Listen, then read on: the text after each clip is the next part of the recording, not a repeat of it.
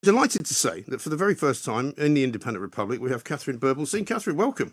Thank you for having me. Thank you so much for coming in. We've got so much to talk about, really. And the thing I like about it is that it won't be COVID related. It won't have anything to do with COP26. And it will be something completely different that we can actually charm the listeners with. Because you have been somebody that I've long admired for a very long time, since we started talking to you just about schooling and about what the education system was like. You've since, of course, been appointed as a social mobility sort of caretaker, if you like, for the government.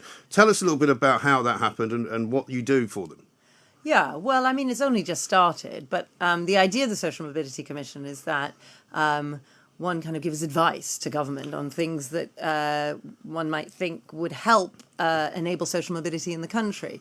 And there's a team of people who can do some research and analysis of various different issues, and I'll help push them in the right directions, as I might see it, really. Because I wonder whether we are at a point in our sort of societal history where social mobility is pretty low at the moment. You know, when I was growing up a long time ago, and we became of age kind of in the 1980s, my sister and I, both at the same time. She ended up going to work in the city, which until then had been very much the place where only stockbrokers' sons could go and work. But suddenly Big Bang happened. She got a job, did very well. I went and worked in America. The world seemed to be our oyster. It doesn't feel like that's the case now for kids coming out of college or coming out of school. Well, I'm not sure that's the case, actually. My feeling is that, in fact, social mobility is far better now than people tend to think.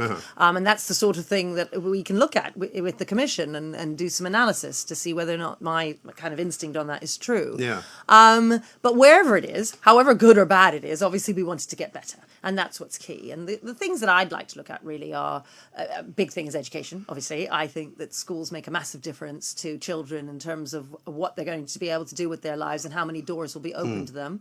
I want to look at the routes into work at the other end of school, you know, apprenticeships and so on. That's we can go some way, I think, as a country to help in that area, because it's much more complex than I think people might realise. Yes, I mean, I happen to think, and it may be a simplistic view, that there's too many teenagers going to university and just deciding they'll go there because they should. Again, when I was younger, not very many people went to university. An awful lot of people just went to learn either a trade or got into a business at a younger age, and you could get into the city or you could get into journalism. I mean, it's really hard to even get into this building if you haven't got a degree. And I think we're hoping to change that. We're trying to change that. Yes, well, I mean, and you make a good point that I do think sometimes there are students who end up doing degrees that they perhaps didn't have to do. And if there were other routes into the workplace that would enable them to get various jobs and work their way up, as it were, they might have been better off. And so I am interested in that. I'm also interested in what families can do for themselves, you know, at home in terms of enabling social mobility. I mean, on the one hand, there is the government, and that's great, and we want to make sure that the government is doing the right things. But I also think we as people need to do what we can to give ourselves the best chances at life. Yes, because I think the worry that some people have is that there are pockets of this country where the poor remain poor, and for generations they don't really change anything about that. And we know that individuals can obviously shine and sometimes can come from the very poorest circumstances and do well. But what should we be doing differently, do you think, in terms of, I mean, levelling up is the phrase the government uses. I'm not sure anyone really knows what that means. Well, it's an interesting point that you make about individuals, because there are some individuals who manage to change things for themselves and some others that don't. And then we need to, I think it'd be good to look at why. Why is that the case? Right. And a lot of it has to do, I think, with education, and in particular education before children even get to school. And a big thing for me, for instance, is screen time, smartphones, and how that can destroy children's abilities. So you give a toddler a smartphone, and then when you're trying to teach them to read later on, the book finds it really hard to compete with the smartphone, because it's flat and black and white. Smartphone has lots of colours and explosions and so on. And then the parent thinks, oh, well, actually, he just never really liked reading. But the reality is, if you hadn't given him the smartphone, that might not have happened. And so I would love to see more campaigns to inform families of what kind of works with children in terms of helping them make the most of their abilities. Yes, I think that's true. I think many parents would probably say, in their own defence, well, we gave them an iPad to play with at the restaurant because it stopped them from being a nuisance, effectively. It's easy, isn't it? Yes. No, exactly. Well, sometimes it's easy, but also I don't know if people realise the damage that they might be doing. You know, and that's the kind, and because it's so new, all of this technology is so new, and then eventually you get to a point where you can't take, the smartphone away. Children go on hunger strike, and they say they're leaving home and all sorts, and I'm not exaggerating, it's the kind of thing they do because they're so addicted. Yeah. And people don't realize that the Instagram, Snapchat, all of them, they have teams of people hired, addiction teams, to make the app more addictive, and Quite it's insidious, horrifying. that, isn't It it? is. It's awful. And what we also don't realize is that the big tech CEOs in California, they don't give their children these screens. They protect their own children. Do they? Oh, yeah. I mean, Steve Jobs, when he was interviewed in 2010 about the new iPad coming out, was asked what his children thought of the iPad. And he said, well, obviously, I wouldn't give my children the iPad. Why would I do that? Yeah. And the rest of us, of course, imagine that his house is filled with phones and iPads. Right. It's not the case at all. Yeah. So the people who know, there's a wonderful film on Netflix called The Social Dilemma, which I would suggest all your viewers watch. Okay. It will scare the pants off you and Right. will make sure you take those phones out of your toddler's hands. Wow.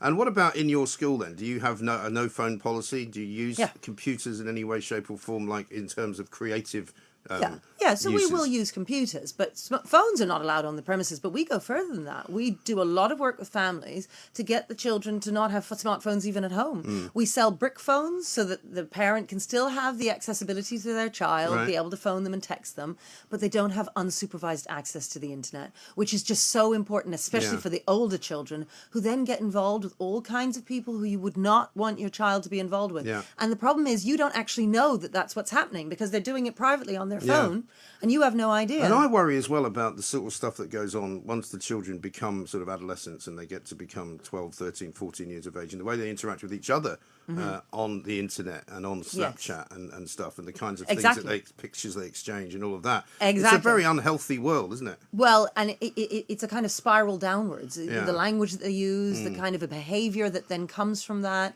it normalizes aggressive, angry kind of behavior. Now, it doesn't mean that all children do this, but you are putting your child at risk when they have unsupervised access to the internet because Yeah. you don't know what they're doing.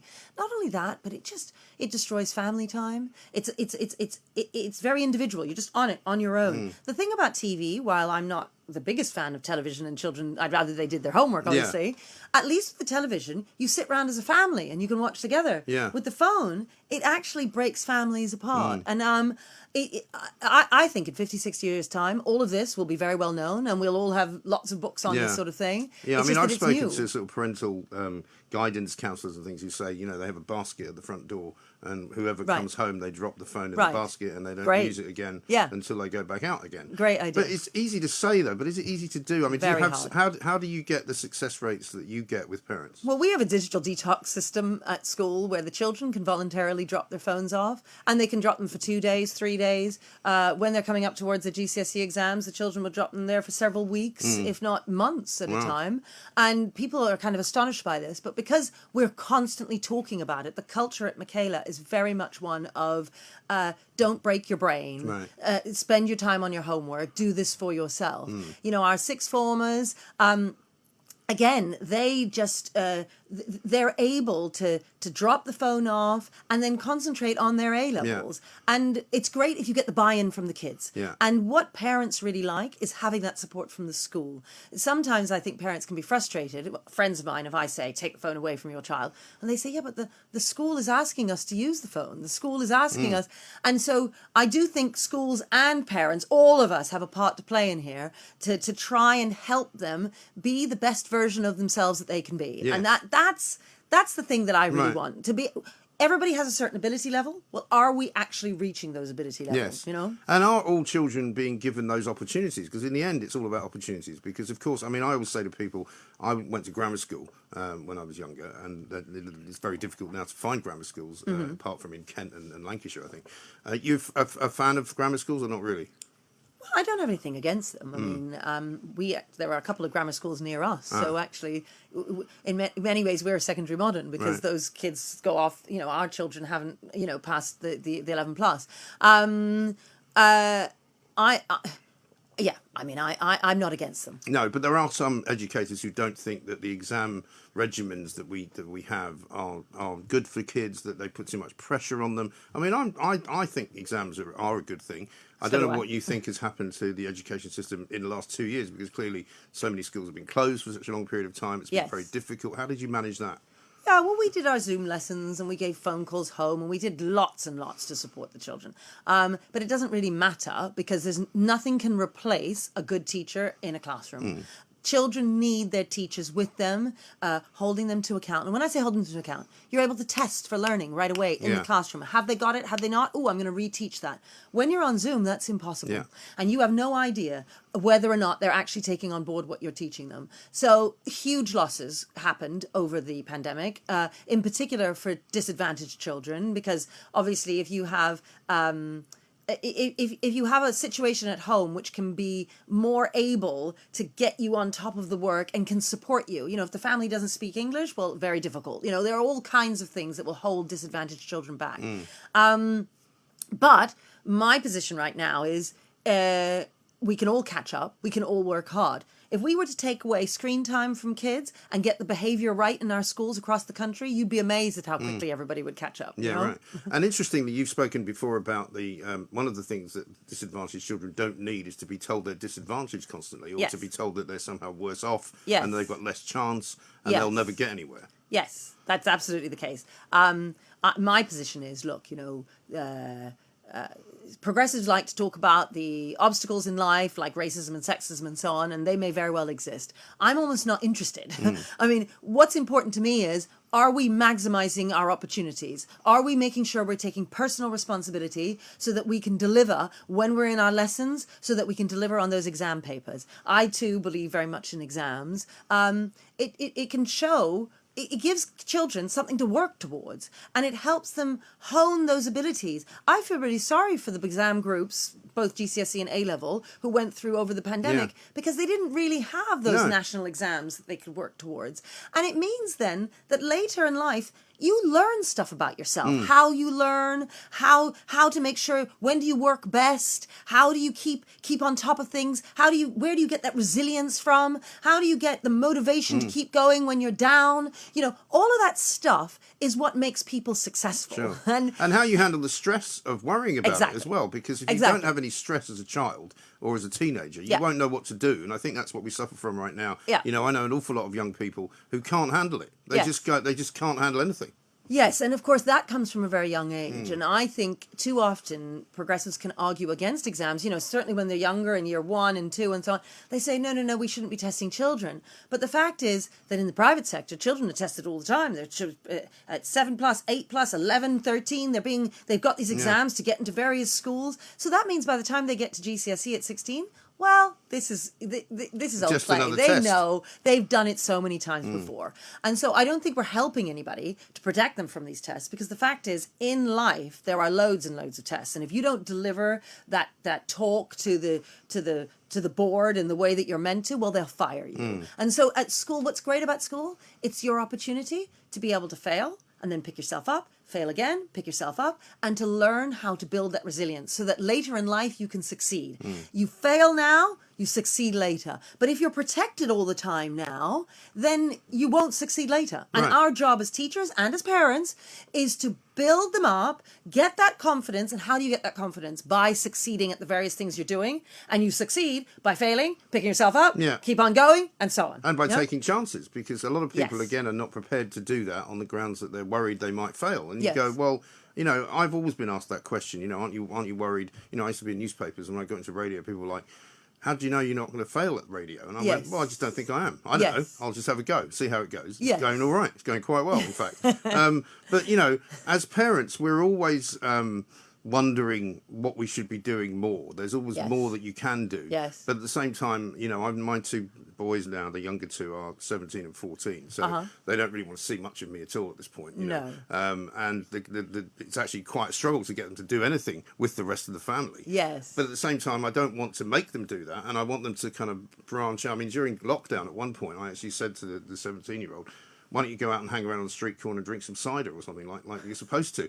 And he laughed at it because he hadn't been out. Because he started, because I think the lockdown's been really hard for a lot of families and a lot of kids. Yes. No, absolutely. Well, you're just saying you want them to be kind of normal. They're going out and doing normal things and just behaving. And getting into a little bit of trouble because that's what you expect them to do. Yes. But, I mean, overall, you just want them to be happy. Yes. Well, indeed. But happiness is an interesting thing. And I think if you make happiness your goal, actually, ironically, that can actually undermine them being happy. What you want is for them to be successful at the various things that they're trying to do. You know, young parents, get them on, when I say with young kids, you know, get them learning an instrument. Put your all into that. That's not because they're going to become a professional pianist later, but because it gives them something to concentrate on and to feel like they've achieved that. Every time they see a piece of music, they think, I can't do that. But by the end, they can. You want to find things. Now, that's the case with all sorts of things. That's just an example. It might be that you get them on some football coaching. Right. And again, they think, I can't get the ball around those pylons. But then they keep practicing and then they manage it. You want as many activities like that as possible so that they can know that they feel at the beginning they can't do it, and then at the end they can. And what was the difference? Practice, right? And too often, I think in the West, we think to ourselves, I just can't do it. I'm not cut out for that. In the East, they don't think like that. In the East, they think, put the hard work in and you'll get there. Yes. And that's something I really want to see more of here with all of us in the West. Really. No, I think that's an interesting point because I think there is that tendency now for people to talk to their kids as if they are trying to kind of wrap them in cotton wool and make sure that they don't come to any harm and to make sure that they're protected so that nobody... I mean, the whole business of offence that people take nowadays seems to me to be undermining people's happiness as well because people just take offence all the time. And I was interested in one of your tweets about the truth. Truth has become so inconsequential to some of us that we are moving to a point where we no longer consider it valuable because it's all about your truth now and my truth as opposed to the truth, right? Yes, that's right. And how do you deal with that in school?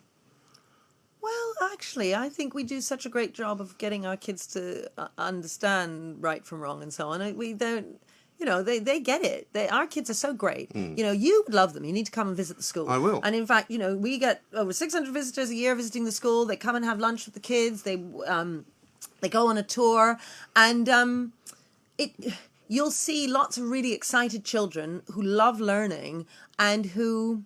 I think they believe in truth. I mean, it'd be interesting. I'll have to give it one of our lunch topics. I'll have to ask them and see what they think. Well, maybe we'll come and have a conversation about truth because, we have a very divided truth now in this country where we have those who believe that we should have stayed in the European Union, those that think we should have left, those that think that, COVID should be now something that we move on from and carry on further, those who think that climate change is the most important thing we'll ever deal with. And it seems that the polarisation now of everything has driven people insane. It's true. There is a polarisation, and that's a bit of a shame. Yeah. I do try hard on my Twitter, actually, to try and speak, to both ends, as it were, and try and make sure that one's thoughts are more nuanced and complex, just because if you find you're always agreeing with one side, maybe you need to just hear what the other side is saying. I think just generally. But when we hear from politicians and from scientists, well, there's no debate now on this subject. This is the result of what we have decided, and therefore anyone who doesn't agree with it is clearly some kind of basket case that needs to be locked up. Yeah, and that's the problem. Good. And I understand ordinary people's frustration when the media classes have got the airwaves and they've got the kind of power, as it were, to say what's what. Right. And they feel like their ordinary views that they think are pretty normal because that's what everybody thinks around them. Right. That these people in their positions that